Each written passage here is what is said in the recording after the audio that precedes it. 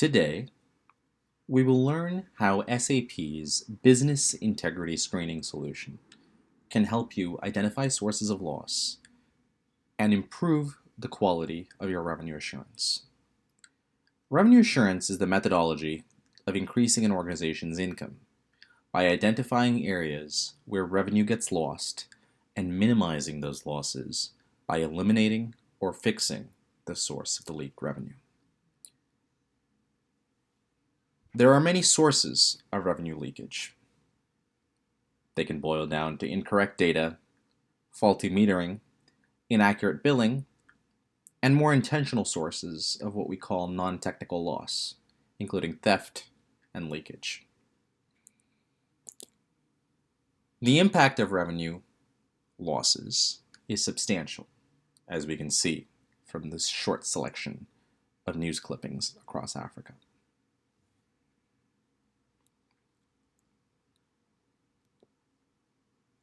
Business integrity screening offers a powerful, intelligent way to detect and prevent the anomalies, both intentional and unintentional, that can mitigate fraud risk and reduce losses.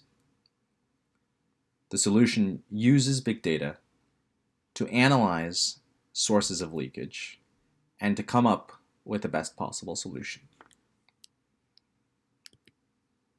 Some examples may be seen here, including average drop, seasonal drop, zero consumption, steady consumption, reading meter notes detection, and past fraud cases detection.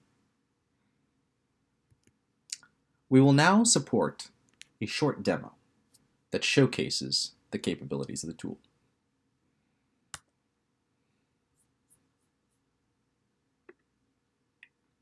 As we can see here, our landing dashboard has a view of non-technical losses estimated to year. These include sources of loss that are categorized by the issue that caused the loss in the first place. For example, we can have inaccuracies in data that are identified by smart ongoing auditing of the different systems and different tools where data is brought in from. We can also dive down into specific sources of loss that are perhaps more intentional in nature, where customers are deliberately tampering with meters or underreporting due to an intentional loss scenario. We can also assess these aggregate statistics across different metrics, including what are the issue resolutions and where are we not meeting our targets in terms of being able to quickly address issues such as rogue connections and service order failures. Let us now look at how the tool addresses two separate cases. One, in looking across the entire data pipeline and all the different systems to identify errors in billing that are causing substantial losses.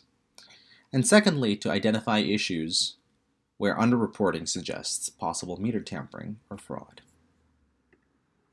In this case, we have a continuous smart auditing that is going on of all the static and dynamic data, including meter readings, that are coming in from the utility. And we found that our ongoing audit, which the system enables through continuous smart monitoring, suggests that there are several clients that are being billed at the wrong rate. We can dive down further into where exactly the issues seem to be coming from. In the data lineage, we see that the client reference data and the meter data are merged with a single account payee view, where inconsistencies seem to be present.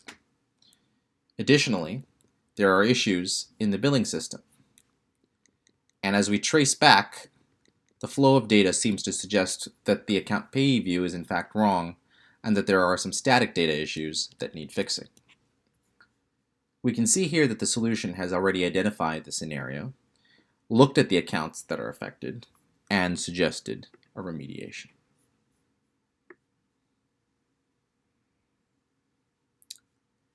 In this case, we see that there are multiple situations where a residential customer is labeled as a commercial one. and where discounts that should no longer apply, as per third-party data lookup on the customer, are still being applied, and where the tariff that is being assessed to the customer is lower than it should be.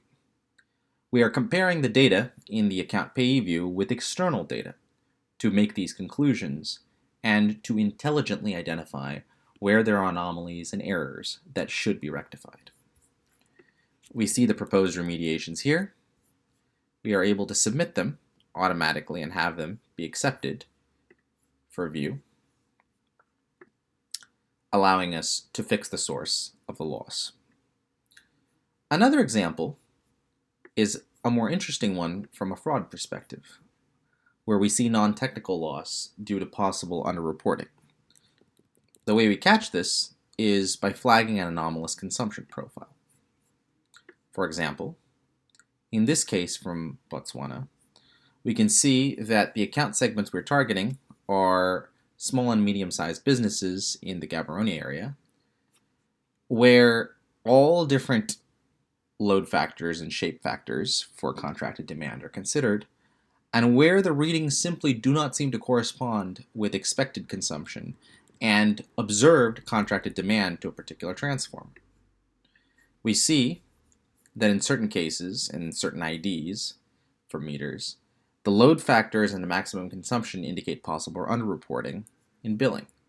And moreover, that discrepancy is substantial, running at more than 8,000 kilowatt hours over 7 days in deficit.